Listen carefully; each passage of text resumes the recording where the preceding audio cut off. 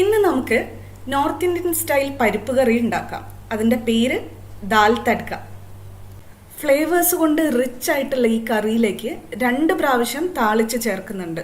അതുകൊണ്ട് തന്നെയാണ് ഈ കറിക്ക് ദാൽ തഡ്ക എന്ന പേര് വന്നിട്ടുള്ളത്.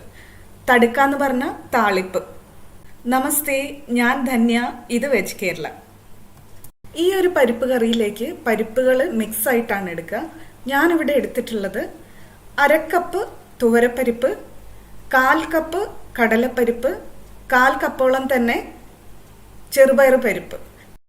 നമുക്ക് വേണമെങ്കിൽ മസൂർ ദാലും എടുക്കാം. ആ ചുമന്ന കളർ, ഓറഞ്ച് കളറുള്ള പരിപ്പില്ലേ, അതും എടുക്കാം. ഈ പരിപ്പുകളെല്ലാം കൂടി ചേർത്ത് ആകെ 1 കപ്പാണ് ഉള്ളത്. പരിപ്പുകളെല്ലാം ഒരുമിച്ച് നല്ലോണം വാഷ് ചെയ്ത് ഒരു 30 മിനിറ്റ് എങ്കിലും സോക്ക് ചെയ്യാൻ വെക്കണം. ഞാൻ ഇത് പെട്ടെന്ന് തീരുമാനിച്ചതുകൊണ്ട് ഞാൻ സോക്ക് ചെയ്തിട്ടില്ല കേട്ടോ. ഞാനിത് കുക്ക് ചെയ്യുന്നത് പ്രഷർ കുക്കറിലാണ്. പ്രഷർ കുക്കറിലേക്ക് പരിപ്പുകളെല്ലാം കൂടെ ചേർത്ത് വെച്ചിട്ടുണ്ട്. ഇനി ഇതിലേക്കുള്ള വെള്ളത്തിൻ്റെ അളവ്, പരിപ്പുകളെല്ലാം കൂടെ ആകെ 1 കപ്പാണ് വരുന്നത്. 1 കപ്പിൻ്റെ 3 ഇരട്ടി, 3 കപ്പ് വെള്ളമാണ് നമ്മൾ ഇതിലേക്ക് ചേർക്കുന്നത്.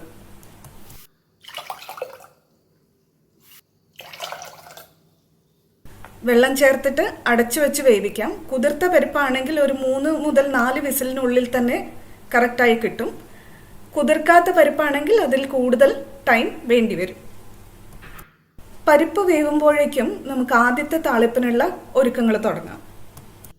ഒരു പാൻ മീഡിയം ഫ്ലെയിമിൽ വെച്ചിട്ടുണ്ട്. അതിലേക്ക് നമുക്ക് ഏത് വെജിറ്റബിൾ ഓയിൽ വേണമെങ്കിലും ഉപയോഗിക്കാം. ഒരു 2 മുതൽ 3 ടേബിൾ സ്പൂൺ വരെ എടുക്കാം. കൂടെ തന്നെ ഒരു മണത്തിനും രുചിക്കും വേണ്ടി 1 ടീസ്പൂൺ നെയ്യും ഒഴിച്ചു കൊടുക്കുന്നുണ്ട്. നോർത്തിലേക്കാണെങ്കിൽ അവർ മിക്കവാറും യൂസ് ചെയ്യുന്നത് കടുകെണ്ണ, സൺഫ്ലവർ ഓയിൽ അങ്ങനെ എന്തെങ്കിലും ആയിരിക്കും. എണ്ണ ചൂടായി കഴിഞ്ഞാൽ അതിലേക്ക് ആദ്യം ചേർക്കുന്നത് പട്ട, ഗ്രാമ്പൂ, ഏലം, പിന്നെ പട്ടയുടെ ഇല. ഇത്രയാണ്.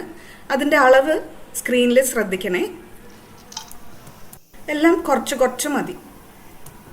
അതിൻ്റെ കൂടെ തന്നെ നമ്മൾ ചേർക്കാൻ പോകുന്നത് 1 ടീസ്പൂൺ ജീരകമാണ്. നോർത്ത് ഇന്ത്യൻ കറികളിലൊക്കെ, പ്രധാനമായിട്ടും പരിപ്പ് ചേർക്കുന്ന കറികളിലൊക്കെ ജീരകം വളരെ പ്രധാനമാണ്.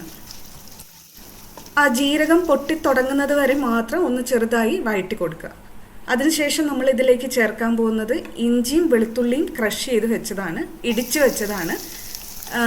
അതൊരു 2 ടേബിൾ സ്പൂൺ എടുത്തിട്ടുണ്ട്. ഇഞ്ചിയുടെയും വെളുത്തുള്ളിയുടെയും പച്ചമണം ഒന്ന് മാറുന്നത് വരെ വഴറ്റി കൊടുക്കാം.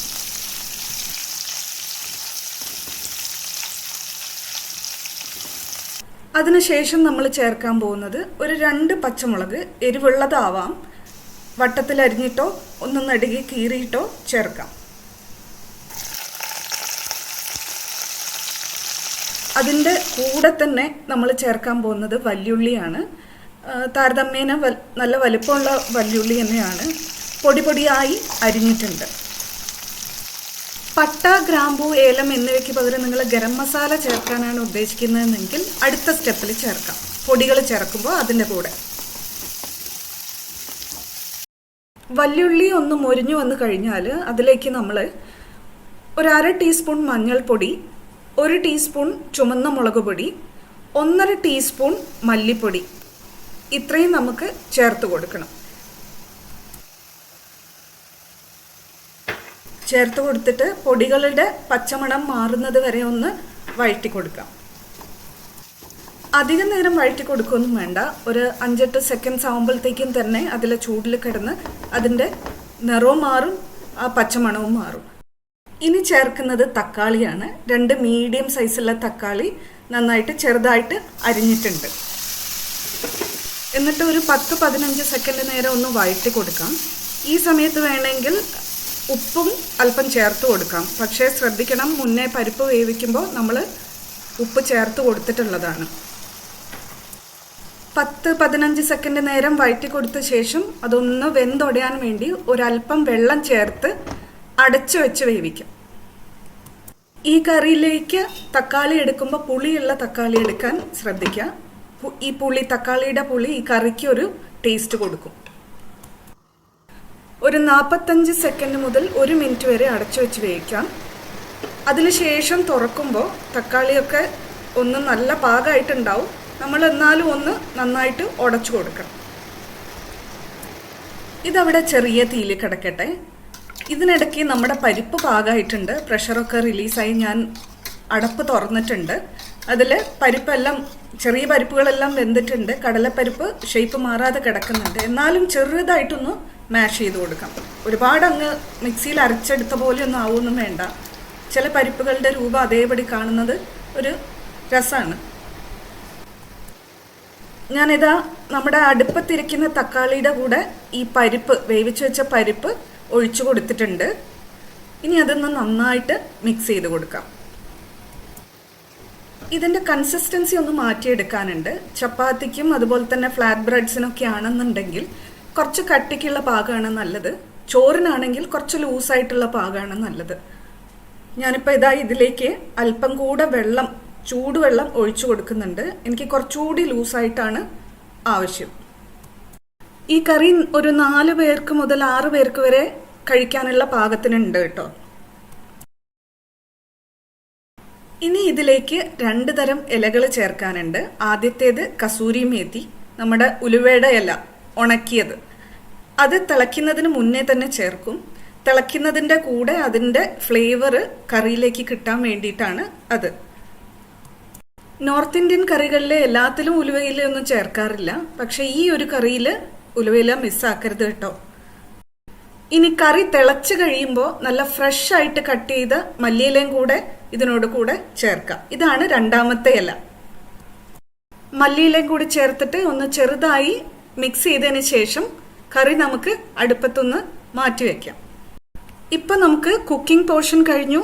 ആദ്യത്തെ തടുക്ക, ആദ്യത്തെ താളിപ്പ് കഴിഞ്ഞു. ഇനി നമുക്ക് പോകേണ്ടത് 2ാമത്തെ താളിപ്പിലേക്കാണ്. ഇതെന്താ ഇങ്ങനെയെന്നല്ലേ ആലോചിക്കുന്നത്? ഇതിങ്ങനെയാണ്.